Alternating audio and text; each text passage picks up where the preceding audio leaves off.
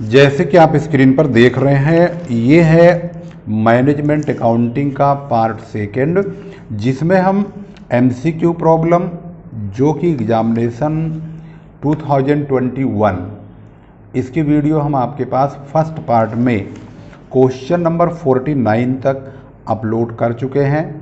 उसके बाद question number 51 जो कि न्यूमेरिकल प्रॉब्लम से रिलेटेड है, हम उसी प्रश्नों को तमाम सोल्व कर रहे हैं। तो इसमें आप देख रहे हैं क्वेश्चन नंबर 51, इसमें कहा गया है फिक्स कॉस्ट दिया हुआ है, सेल्स दिया हुआ है, वेरिएबल कॉस्ट भी दिया हुआ है, यूनिट सोल्ड लिखा हुआ है, मार्जिन ऑफ सेफ्टी है इसमें, वो भी यूनिट्स में। तो इसके लिए सबसे पहले कंट्रीब्यूशन पर यूनिट का होना बहुत ज़रूरी है। इसके लिए हम इस क्वेश्चन को इस प्रकार से सॉल्व कर सकते हैं। 51 है ये, और यहाँ पर हम रुपीज में और पर यूनिट में दोनों में लेकर चलेंगे। अब देखेंगे तो सबसे पहले यहाँ पर जो सेल है वो है 1,20,000 रुपये का, और जो यहाँ पर यूनिट दिया गया है वो है 20,000 का। यहाँ पर इसमें से हम वेरिएबल कॉस्ट को घटाते हैं जो कि यहाँ पर 60,000 का है। इसको घटाने के बाद कंट्रीब्यूशन आएगा, कंट्रीब्यूशन भी 60,000 होगा, और इसमें से फिक्स कॉस्ट घटाएंगे तो फिक्स कॉस्ट का अमाउंट है 36,000। इसके घटाने के बाद प्रॉफिट आएगा, ये है 24,000, और यहाँ पर हम इसी चीज़ का पर यूनिट कॉस्ट करेंगे। तो 1,20,000 को 20,000 यानी 20,000 से डिवाइड करेंगे तो 6 रुपये आएगा। 60,000 को 20,000 से डिवाइड करेंगे, 20 या 60, 3 रुपये आएगा। तो हमारा जो कंट्रीब्यूशन है 6 में से 3 घटाएंगे तो 3 रुपया आएगा। तो जो margin of safety in units होता है उसको निकालने का जो फार्मूला है वो है फिक्स कॉस्ट नहीं, profit upon contribution per unit, contribution per unit. तो प्रॉफिट है हमारे पास 24,000 का, इसको हम डिवाइड करेंगे 3 रुपये से, कंट्रीब्यूशन 3 रुपये का है, तो यहाँ पर 8,000 यूनिट्स हमारा आंसर होगा। तो इसका जो सही जवाब है वो है ए, यानी ये 8,000 रुपये, मतलब 8,000 यूनिट हमारा मार्जिन ऑफ सेफ्टी आंसर है। क्वेश्चन नंबर 53 में देखेंगे तो यहाँ पर लिखा है ओपनिंग डेटर्स 50,000, क्लोजिंग डेटर्स 1,00,000 रुपये, नेट प्रॉफिट है 2,50,000 रुपये का, और कैश फ्रॉम ऑपरेशन पूछा गया है। तो जो नेट प्रॉफिट है वो 2,50,000 का है। तो जब हम यहाँ पर कैश फ्रॉम ऑपरेशन निकालते हैं, यह cash from operating activities, operation का मतलब हुआ ऑपरेटिंग एक्टिविटीज से कितना कैश फ्लो होगा। तो इसका जो फॉर्मेट है उसमें सबसे पहले हम नेट प्रॉफिट को लिखते हैं, नेट प्रॉफिट लिखा जाता है। उसके बाद अगला होता है changes in working capital. Working capital में करेंट एसेट्स का बढ़ना और घटना, करेंट लायबिलिटीज़ का बढ़ना घटना यहाँ पर दिखाया जाता है। तो नेट प्रॉफिट है 2,50,000 रुपये का, इसको रखेंगे। इसमें हम करेंट एसेट्स अगर बढ़ेगा तो उसको माइनस में लिखेंगे, और घटेगा करेंट एसेट्स का कोई भी अमाउंट तो उसको प्लस में लिखेंगे। तो यहाँ पर जो डेटर्स हैं पहले साल तो है 50,000, अगली साल हो गए 1,00,000, तो इसका मतलब पहले साल से अगले साल ये 50,000 बढ़ गया। तो यहाँ पर लिखेंगे इंक्रीज इन डेटर्स 50,000, इसको हम घटाएंगे क्योंकि हमारी करेंट एसेट्स यहाँ पर बढ़ रही है। तो करेंट एसेट्स में उल्टा चलता है, करेंट लायबिलिटीज में सीधा चलता है। तो यहाँ पर नेट जो कैश फ्रॉम ऑपरेटिंग एक्टिविटीज आएगा, कैश फ्रॉम ऑपरेटिंग एक्टिविटीज या ऑपरेशन वो आएगा 2 लाख रुपए। तो इसका जो सही जवाब है वो है 2 लाख। तो इसका सही जवाब है यहाँ पर डी। यहाँ पर इसका जवाब है 2 लाख रुपए। इसके बाद हमारा अगला क्वेश्चन है, क्वेश्चन नंबर है 56। डिविडेंड पर शेयर है 5 रुपये, एवरेज मार्केट वैल्यू पर शेयर है 25 रुपये, 25 रुपीज़। तो डिविडेंड यील्ड रेशो क्या होगा? ये बहुत सिंपल है। डिविडेंड यील्ड रेशो का फार्मूला होता है dividend per share upon market value पर शेयर इंटू 100। तो इसका मतलब साफ है कि अगर हम 5 को मल्टीप्लाई कर दें 100 से और 25 से डिवाइड कर दें, यानी कि 5 इंटू 100 अपॉन 25, तो इसका जवाब आएगा 20 यानी 20। तो 20% इसका आंसर है सी। तो इसके बाद हमारा क्वेश्चन आता है 57। 57 में करंट लायबिलिटीज हमारे सामने दिया हुआ है, करंट रेशो भी है, लिक्विड रेशो भी है, इन्होंने स्टॉक मांगा है। तो इस सिचुएशन में स्टॉक क्या होगा, इसको कैलकुलेशन करनी पड़ेगी कि स्टॉक कैसे निकालेंगे। तो अगर आपको करंट रेशो और लिक्विड रेशो दोनों ही दिया हुआ हो तो हम करंट लायबिलिटीज की मल्टीप्लाई 2.25 करंट रेशो में करेंगे तो करंट एसेट्स आएगा, लिक्विड रेशो में करेंगे तो लिक्विड एसेट्स आएगा। करंट एसेट्स में से लिक्विड एसेट्स घटा देंगे तो स्टॉक आएगा। इसका मतलब ये है कि अगर हम ये जानना चाहें कि हमारा करंट एसेट्स क्या होगा, तो current assets equal to current liabilities into current ratio. तो करंट लायबिलिटीज जो बुक में लिखा हुआ है अगर आप देखेंगे तो यहाँ पर 30,000 रुपये का यानी 30,000 का है। 30,000 की मल्टीप्लाइकेशन 2.25 में करेंगे तो ये 67,500 आएगा। और अगर हम लिक्विड रेशो में करेंगे तो लिक्विड एसेट्स आएगा, liquid ratio into current liabilities. तो इसके लिए लिक्विड रेशो बुक में दिया हुआ है 1.25 इंटू 30,000। तो यहाँ पर इसका जो अमाउंट आएगा वो आएगा 37,500। अब इस केस में हमें चाहिए स्टॉक चाहिए, तो स्टॉक का फार्मूला होता है current assets minus liquid assets, यानी कि 67,500 में से 37,500 को माइनस कर देंगे तो हमारा आंसर 30,000 आ जाएगा। इसका मतलब है हमारा जो स्टॉक है वो 30,000 होगा।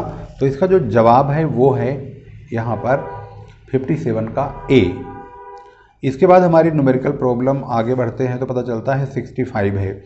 यहाँ पर फिक्स कॉस्ट है, पीवी रेशो है और इन्होंने कहा है कि रिक्वायर्ड सेल बताइए अगर प्रॉफिट 40,000 यानी 40,000 होगा तो क्या होगा।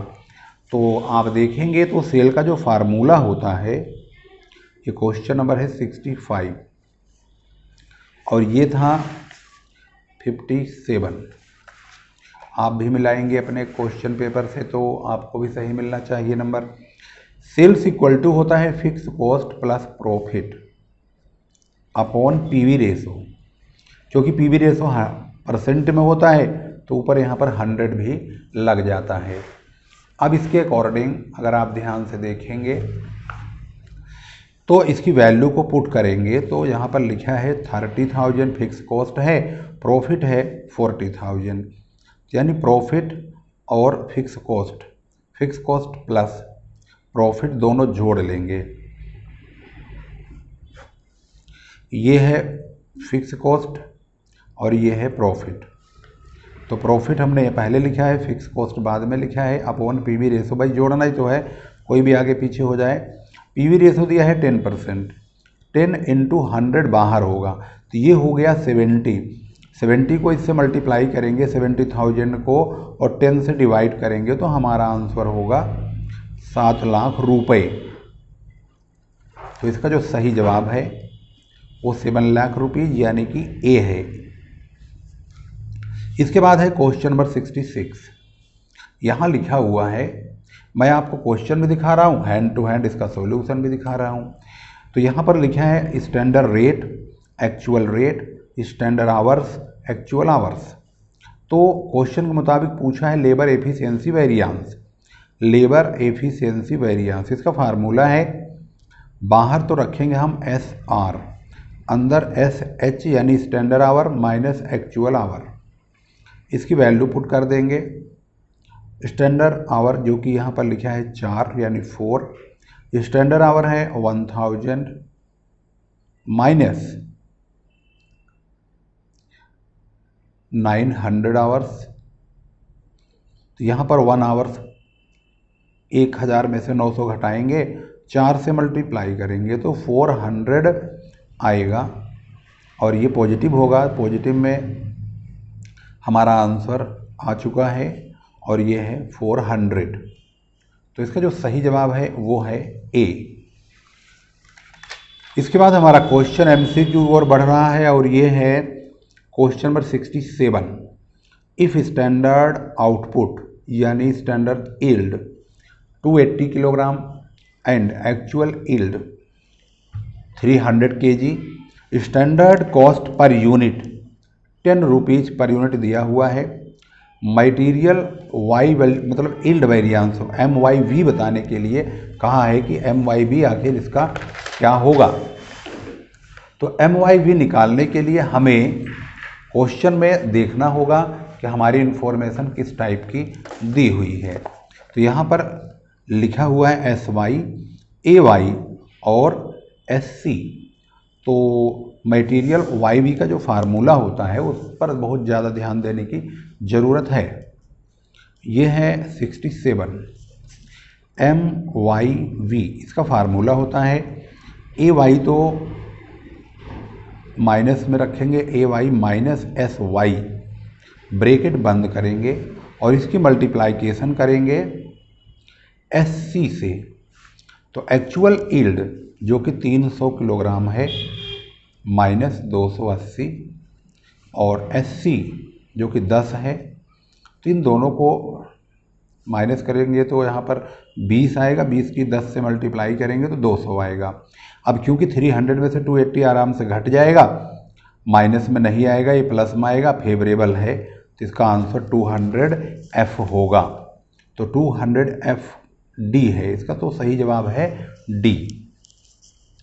इसके बाद है क्वेश्चन नंबर 68 में है स्टैंडर्ड कॉस्ट दिया है 140 किलोग्राम जिसका दाम है 1400 रुपये यानी 1400।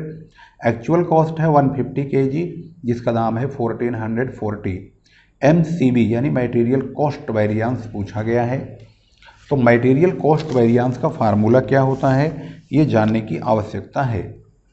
MCV इक्वल टू होता है SC माइनस AC यानी standard cost minus actual cost. अब स्टैंडर्ड कॉस्ट के लिए हमें जानना जरूरी है तो actual quantity into standard rate, ये फार्मूला है।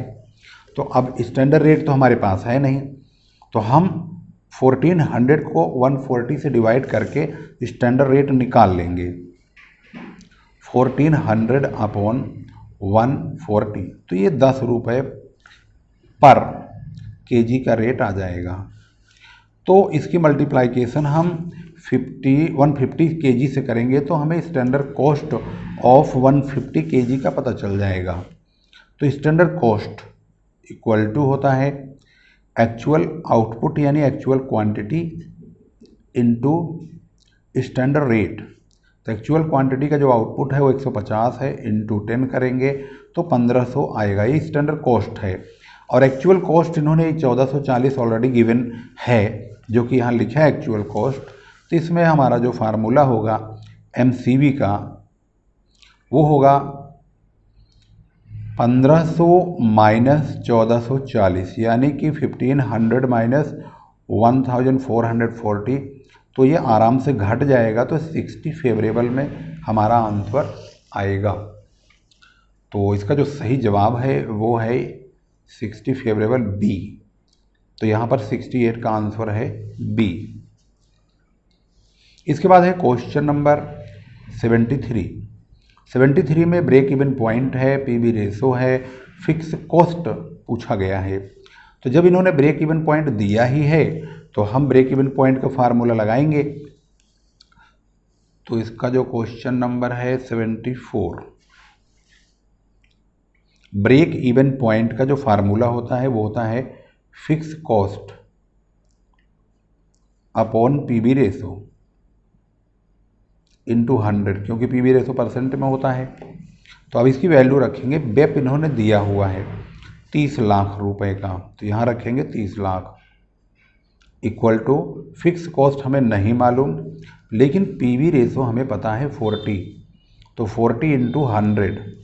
अब हमें चाहिए फिक्स कॉस्ट, तो fix cost equal to cross multiply होगा, तो इसकी मल्टीप्लाइकेशन इससे होगी, तो ये हो गया 100 फिक्स कॉस्ट इक्वल टू इन दोनों की होगी 30 लाख की 40 से। तो फिक्स कॉस्ट क्या होगा 30 लाख इंटू 40 अपॉन 100, तो ये हो जाएगा 12 लाख रुपए। हमारा आंसर है 12 लाख रुपए। तो इसका जो सही जवाब है वो है पहला ही है ए, इसका सही जवाब है ए। नेक्स्ट क्वेश्चन को ध्यान से देखेंगे, फिर इसको सॉल्व करेंगे। अगला क्वेश्चन है सेल 50,000 यानी 50,000 2019 में, 2 लाख 2020 में, फिर ये लॉस भी है 2019 में और 2020 में प्रॉफिट भी है। पीवी रेशो मांगा है यहाँ पर, यानी पीवी रेशो का फार्मूला यहाँ पर पुट करना पड़ेगा। तो क्वेश्चन है हमारा 74, इसके मुताबिक पीवी रेशो का फार्मूला होता है change in profit upon change in sale into 100। तो यहाँ पर आप देखेंगे जो प्रॉफिट है वो पहले साल तो है 5,000 का लॉस, जबकि अगली साल है 25,000 यानी 25,000 का प्रॉफिट। तो जाहिर सी बात है 25,000 में से हमें 5,000 का लॉस घटाना होगा, तो लॉस तो ऑलरेडी माइनस में है, ऐसे लिखेंगे अपॉन जो सेल का चेंज है वो है 2 लाख और 50,000 का, तो 2 लाख माइनस 50,000 इंटू 100 सामने रखेंगे। अब ये माइनस माइनस टकरा के ये तो हो गए प्लस के 30,000 हो गए दोनों जुड़ के, अपॉन इसमें इसको घटाएंगे तो ये हो गया 1.5 लाख इंटू 100, इसे काटेंगे तो ये आएगा 20%। तो हमारा जो जवाब है वो क्या हो सकता है, इसमें होगा बी होगा। तो सही जवाब है 20% जो कि है बी। क्वेश्चन नंबर 76, इसमें लिखा है working capital 60,000, total debts 1,30,000, long term डेप्ट 1 लाख रुपए, stock prepaid expenses, current ratio क्या होगा। वर्किंग कैपिटल और टोटल डेप्ट में से लॉन्ग टर्म डेप्ट को घटा के करंट लायबिलिटी आ जाएगा। करंट लायबिलिटी का फार्मूला होता है टोटल डेप्ट माइनस लॉन्ग टर्म डेप्ट। इसको सोल्व कर लेंगे तो आपके बहुत ही अच्छे मार्क्स आएंगे, इस बात में कोई शक नहीं है, क्योंकि मोस्टली बहुत सारे क्वेश्चन इसमें से एग्जाम में आने की संभावना बनी रहती है। तो हमारा जो करंट लायबिलिटीज है वो है 30,000 यानी 30,000। वर्किंग कैपिटल सवाल में दिया हुआ है, तो करंट एसेट्स होता है working capital plus current liabilities. तो वर्किंग कैपिटल यहाँ पर लिखा है ऑलरेडी पहले से ही 60,000 का, प्लस करंट लायबिलिटीज अभी अभी जो हमने निकाला 30,000 का, तो करंट एसेट्स जो है 90,000 का यानी 90,000 का आ चुका है। तो क्वेश्चन में इन्होंने कहा है कि क्या पूछा है, करंट रेशो पूछा है। तो करंट रेशो फार्मूला होता है CA अपॉन CL, यानी 90,000 अपॉन करंट लायबिलिटी है 30,000, जिसे काटेंगे तो आएगा 3 3 9 3:1। तो इसका सही जवाब है 3:1। तो इसका है जो इसका ऑप्शन है वो है ए। हालांकि इसके ऑप्शन में 1.1 यानी 1:1 दिया है, जो कि गलत है। ये लिक्विड रेशो अगर पूछता तो बेशक आ सकता था, अदरवाइज इन्होंने पूछा है करंट रेशो, तो करंट रेशो है 3:1। इसके बाद है क्वेश्चन नंबर 82। 82 को हमने सॉल्व किया हुआ है। इसमें लिखा है सेलिंग एक्सपेंसेस 60% कैपेसिटी पर 1,20,000, जिसमें से 25% फिक्स है और सेलिंग एक्सपेंसेस 70% कैपेसिटी लेवल पर वुड बी क्या होगी, ये पता लगाने के लिए कहा है। इसको सॉल्व करेंगे। यहाँ से देखिए 82 क्वेश्चन नंबर को सबसे पहले सेलिंग एक्सपेंसेस जो कि 60% का इन्होंने दिया है, 70% का हमें निकालना है। तो 60% का जो वैल्यू है वो टोटल बुक में देखेंगे तो यहाँ पर 1,20,000 है। तो 1,20,000 के दो टुकड़े होंगे, 25% और 75%। तो 25% तो फिक्स बोल दिया है, तो हमने 1,20,000 यहाँ टोटल लिखा है। 1,20,000 का 25% फिक्स होगा तो ये आएगा 30,000। बाकी जो 30,000 रुपये 1,20,000 में से निकाल के बचेगा वो बचेगा 90,000, जो कि 75% का हिस्सा है। और जब फिक्स जब निकल जाता है तो जो बचता वो वेरिएबल होता है। तो फिक्स किसी भी लेवल पर अगर फिक्स है तो फिक्स उतना ही रहेगा। हमसे 70% का पूछा है, तो जो 30,000 फिक्स है ये तो फिक्स ही रहेगा। लेकिन ये जो वेरिएबल वाला हिस्सा होता है इसमें डिवाइड एंड मल्टीप्लाई का रूल चलता है। यानी 90,000 को हम 60 से डिवाइड करेंगे और 70 जो हमें चाहिए उससे मल्टीप्लाई करेंगे। इसका मतलब हुआ 90,000 इंटू 70/60, यानी ऐसे करेंगे तो ये आएगा 1,05,000। उन्होंने कहा 70% का टोटल कितना है, तो अब इन दोनों को टोटल कर लेंगे तो यहाँ पर 1,35,000 हमारा आंसर होगा। तो इसका जो सही जवाब है वो है बी। इसके बाद बिल्कुल इसी से मिलता जुलता सवाल है 83 में लिखा है if variable cost and fix cost at 50% capacity 40,000 and 20,000। अब की बार हमें काटने कूटने की ज़रूरत नहीं है, इन्होंने पहले ही काट कूट के दे दिया कि भाई 50% पर ये हमारा वेरिएबल है, ये हमारा फिक्स है। तो हमने भी सबसे पहले यही काम किया है। बोतल गिर गई।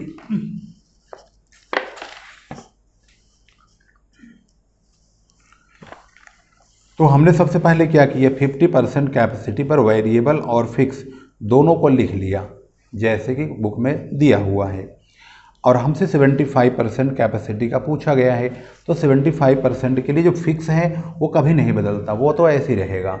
इसके बाद जो वेरिएबल है उसमें डिवाइड मल्टीप्लाई होता है, यानी 40,000 में 50 से डिवाइड होगा और 75 से मल्टीप्लाई होगा, यानी कि 40,000 इंटू 75 जो हमें चाहिए उससे तो करिए मल्टीप्लाई, हमें ये चाहिए तो हम इससे मल्टीप्लाई करेंगे। जिस लेवल में ये है ये 50 पर है, तो इस प्रकार से हम 40,000 को 50 से डिवाइड करेंगे, 75 जो हमें चाहिए उससे मल्टीप्लाई करेंगे तो यहाँ पर 60,000 आएगा। और 75% कैपेसिटी पर जो टोटल खर्चे हैं वो हो जाएंगे 80,000 यानी 80,000। तो इसका जो सही जवाब है वो है डी। तो यहाँ पर 80,000 हमारा सही जवाब होगा, जो कि यहाँ पर आप देख रहे हैं 80,000 इसका सही जवाब है। क्वेश्चन नंबर 84, इसमें 2 पीरियड का टोटल कॉस्ट है 50,000 और 65,000 अगेंस्ट प्रोडक्शन ऑफ 10,000 और 15,000 यूनिट्स का respectively. How much is fix cost. इनका मानना है कि फिक्स कॉस्ट कितना होगा।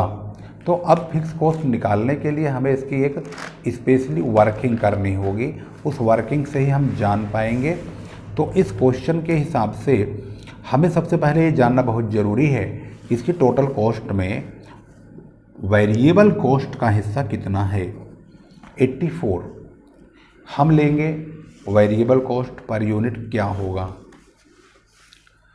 वेरिएबल कॉस्ट पर यूनिट का फार्मूला होता है difference in cost, difference in cost upon difference in units. तो हमारे पास जो कॉस्ट का डिफरेंस है 65 और 50,000, 65,000 में से 50,000 को माइनस करेंगे, ज़्यादा में से हम कम वाले को घटाते हैं। और इसका जो यूनिट का डिफरेंस है 10 और 15 का है, 15,000 माइनस 10,000 तो ये दोनों का डिफरेंस करेंगे तो ये तो ऊपर 15,000 आएगा, नीचे 5,000 आएगा। तो इसको जब डिवाइड करेंगे 5 × 15 ₹3 पर यूनिट यहाँ पर जो है आंसर आएगा। तो अब हमारे पास सवाल ये उत्पन्न होता है कि 50,000 में फिक्स कितना है और वेरिएबल कितना है। तो अब इसकी जानकारी के लिए हम 50,000 के 2 टुकड़े करेंगे। यहाँ लिखेंगे टोटल कॉस्ट। टोटल कॉस्ट है हमारी 50,000। इसके 2 भाग होंगे, एक तो होगा फिक्स, दूसरा होगा वेरिएबल कॉस्ट। तो fix cost, variable cost. Variable cost के बारे में कहा है ₹3 पर यूनिट का रेट होगा। तो हमारे पास यूनिट कितनी है, 50,000 वाला अगर हम लेंगे कॉस्ट तो इसका यूनिट लेंगे 10,000, और 65 वाला अगर हम रुपीज लेंगे तो हमारा यूनिट होगा यहाँ पर 15,000। तो हमने यहाँ पर 50,000 वाला लिया है तो हमारा यूनिट भी 10,000 का काम करेगा। तो हम वेरिएबल कॉस्ट में 10,000 की मल्टीप्लाई ₹3 से करेंगे तो हमारा वेरिएबल कॉस्ट 30,000 आएगा। तो 50,000 में 30,000 वेरिएबल हो गया, तो फिक्स कितना हुआ 20,000। अगर हम यही चीज़ 65,000 पर चेक करते हैं तो उसमें भी सेम ही आना चाहिए, फिक्स कॉस्ट 20,000। अब उसको भी चेक कर लेते हैं। तो यहाँ पर लिखा हुआ है 65,000, इसके 2 टुकड़े करेंगे FC VC। तो यहाँ पर हम इसके जो हमारे पास यूनिट दिया हुआ है इसके यूनिट है कहाँ है 15,000। तो 15,000 की मल्टीप्लाई 3 से करेंगे तो ये जो हमारा वेरिएबल वो फिक्स कॉस्ट है वो और वेरिएबल कॉस्ट, इन दोनों में थोड़ा सा हमने यहाँ गलती कर दिया है, क्योंकि वेरिएबल कॉस्ट यूनिट के हिसाब से यहाँ लिखना है 15,000 × 3 45,000। तो जो हमारा बचेगा वो हमारा फिक्स कॉस्ट होगा। तो अब 65,000 में से 45,000 को घटाएंगे तो जो यहाँ पर बचेगा 20,000, ये हमारा फिक्स होगा। तो ये फिक्स 15,000 यूनिट वाला है और ये 10,000 यूनिट वाला है, यानी 10,000 यूनिट पर हमने इसको चेक किया तो फिक्स कॉस्ट 20,000। इसको हमने 15,000 यूनिट पर चेक किया तो फिक्स कॉस्ट 20,000। दोनों पर ही 20,000 आना चाहिए। अगर दोनों पर 20,000 आएगा तो हमारा आंसर राइट होगा, अदरवाइज रॉन्ग। तो यहाँ पर फिक्स कॉस्ट होगा 20,000। हमारा सही जवाब है 84 का ए। क्वेश्चन नंबर 86 में देखेंगे तो स्टॉक टर्नओवर रेशो है 5 टाइम्स, टोटल सेल्स है 2 लाख रुपए, ग्रॉस प्रॉफिट रेशो है 25% और average stock will be, average stock पूछा गया है। इसके लिए हमें सबसे पहले स्टॉक टर्नओवर रेशो दिया है तो हम स्टॉक टर्नओवर रेशो का ही फार्मूला लगाएंगे। उसके लिए हमें cost of goods sold upon average stock turnover का फार्मूला होता है। तो उसके लिए COGS यानी कॉस्ट ऑफ गुड्स सोल्ड चाहिए। उसके लिए हमें सेल में से ग्रॉस प्रॉफिट को घटाना होगा। तो इसका मतलब सबसे पहले हमें ग्रॉस प्रॉफिट ही निकालना होगा। तो ग्रॉस प्रॉफिट जो है सेल का 25% है जो कि 50,000 रुपये आएगा। COGS यानी कॉस्ट ऑफ गुड्स सोल्ड होता है सेल माइनस ग्रॉस प्रॉफिट। यहाँ पर हमने फार्मूलाइज भी कर दिया है। तो सेल है 2 लाख रुपए का, 50,000 का इसमें ग्रॉस प्रॉफिट निकल जाएगा। तो जो COGS आएगा वो 1.5 लाख रुपए का आएगा। अब हम स्टॉक टर्नओवर का फार्मूला पुट करेंगे, COGS यानी cost of goods sold upon average stock. इस केस में हमारे पास जो वैल्यू पता है वो है 5, यानी स्टॉक टर्नओवर जो कि 5 दिया हुआ है सवाल में ही यहाँ पर। इसके बाद है COGS हमने निकाल लिया है 1.5 लाख रुपए का या 150,000 का, अपॉन एवरेज स्टॉक तो क्रॉस मल्टीप्लाई होगी, यानी जब हम एवरेज स्टॉक निकालेंगे तो इस एवरेज स्टॉक यहाँ आएगा, 5 यहाँ आ जाएगा। तो एवरेज स्टॉक या स्टॉक, इसको क्वेश्चन में पूछा है एवरेज स्टॉक, तो यहाँ पर एवरेज स्टॉक को लिख लेंगे। तो इस केस में एवरेज स्टॉक की जो वैल्यू है वो 1.5 लाख अपॉन 5 यानी कि 150,000 अपॉन 5 करेंगे तो 30,000 हमारा आंसर आएगा। तो इसका जो जवाब है वो है C, यहाँ पर C इसका जवाब सही है। इसके बाद है क्वेश्चन नंबर 89। इसमें सेल दिया है अगस्त सितंबर का 20,000, 21,000। ये भी कहा है 10% सेल का कैश है। और इसके बाद बोलते हैं 50% जो क्रेडिट सेल होगा उसका कलेक्शन नेक्स्ट मंथ होगा, बाकी बैलेंस का उस मंथ के अगले मंथ होगा। Cash received from debtors in the month of October कितना होगा। इसके लिए हमें अगस्त सितंबर अक्टूबर इसको लिखना होगा। टोटल सेल 20,000 21,000, इसमें से हम कैश सेल माइनस करेंगे 10%, तो 2,000 इसका और 2,100 यानी 2,100 इसका। तो अब हमारे पास बचेगा क्रेडिट सेल। इस क्रेडिट सेल का जब कलेक्शन होगा तो पहला कलेक्शन 50% वाला इसका 50% 9,000 अगले महीने, बाकी जो 9,000 है वो उससे अगले महीने। इसी प्रकार से इसका भी 50% अगले महीने, यानी कि यहाँ नहीं होगा इस महीने, अगले महीने होगा, और बाकी इसका 50% उससे आगे होगा। तो उससे आगे हमें ज़रूरत नहीं है क्योंकि हमें अक्टूबर का ही चाहिए। तो अक्टूबर का जो कलेक्शन है टोटल इन दोनों को जोड़ेंगे तो 18,450 होगा, जो कि हमारे आंसर के मुताबिक ए इसका सही जवाब है। इसके बाद है क्वेश्चन नंबर 92। यहाँ पर है प्रोविजन फॉर टैक्स, जो कि 48,000 है। प्रोविजन फॉर टैक्स जो कि यहाँ पर ओपनिंग का है 1 तारीख का है और ये क्लोजिंग का है 31 तारीख का है। तो क्वेश्चन में कहा है कि वर्किंग कैपिटल के हिसाब से कितने रुपए का इंक्रीज या डिक्रीज जो भी होगा वो होगा। तो अगर करंट लायबिलिटी पहले साल से अगर अगली साल बढ़ती है तो उसे हम इंक्रीज बोलते हैं, और वो इंक्रीज इसलिए होगा क्योंकि वो बढ़ रही है। करंट लायबिलिटीज में सही सिस्टम चलता है कैश फ्लो स्टेटमेंट के अकॉर्डिंग। तो यहाँ पर 48,000 से 64,000 बढ़ गया। इसका मतलब वर्किंग कैपिटल में जो इंक्रीमेंट हुआ है वो 16,000 रुपये का हुआ है। तो इस केस में इंक्रीज इन वर्किंग कैपिटल जो है वो 16,000 रुपये का शो करेगा। अगर हम इसको दूसरे नज़रिए से देखें, इसका अकाउंट बनाएं अगर, तो यह एक लायबिलिटी है। पिछले साल के बैलेंस को 48,000 को हम यहाँ लिखेंगे बाई बैलेंस बी डी, इस साल के बैलेंस को टू बैलेंस सी डी।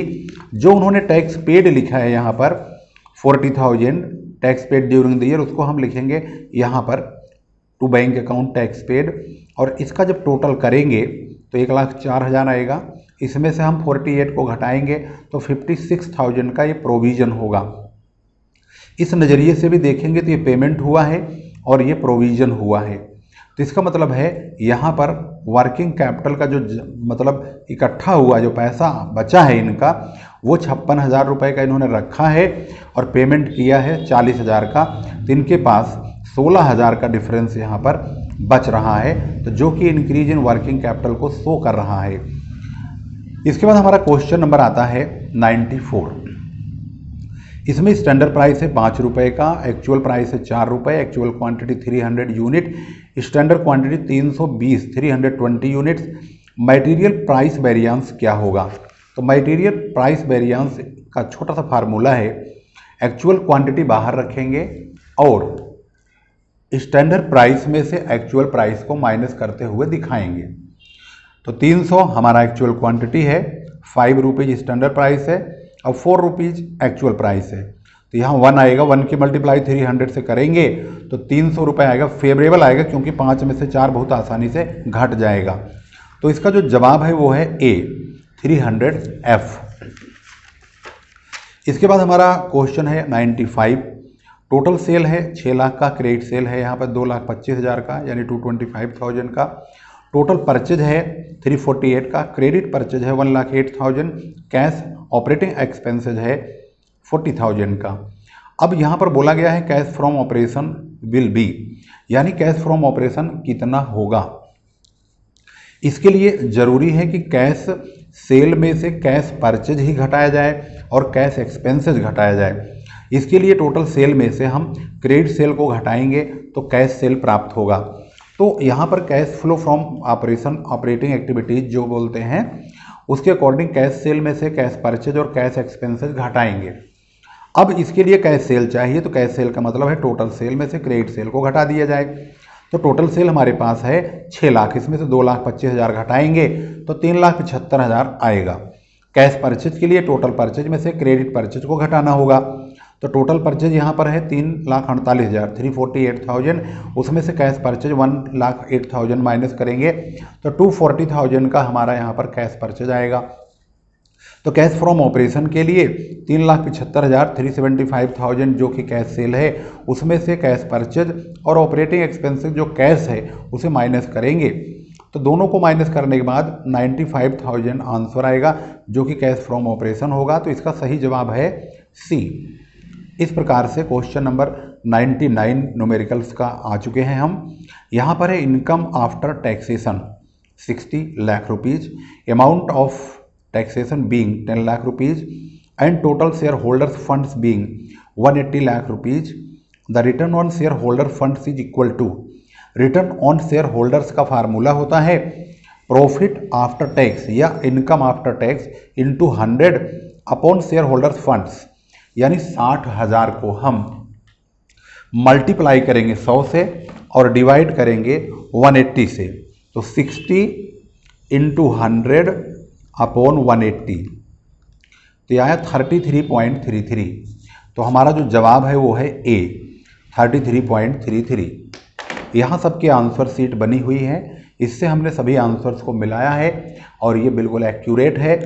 इस प्रकार से हमारा मैनेजमेंट अकाउंटिंग स्वाति रिफ्रेशर यहाँ पर जो कि 2021 का एग्जाम पेपर था उसको सोल्व किया है। न्यूमेरिकल प्रॉब्लम को थ्योरी आप लोग याद कर लेंगे, इससे आपका 2021 का जो एग्जामिनेशन पेपर है वो बहुत ही अच्छी तरह सॉल्व हो जाएगा। उम्मीद करता हूं कि आपको अच्छी तरह समझ में आया होगा और वीडियो को लास्ट तक देखिए, दोनों पार्ट देखिए, पहले पार्ट और सेकंड पार्ट, यानी फर्स्ट और सेकंड पार्ट को हम एक दूसरे में डिस्क्रिप्शन में इनका लिंक डाल देंगे, जिससे आपको इसका ज़बरदस्त फायदा होगा।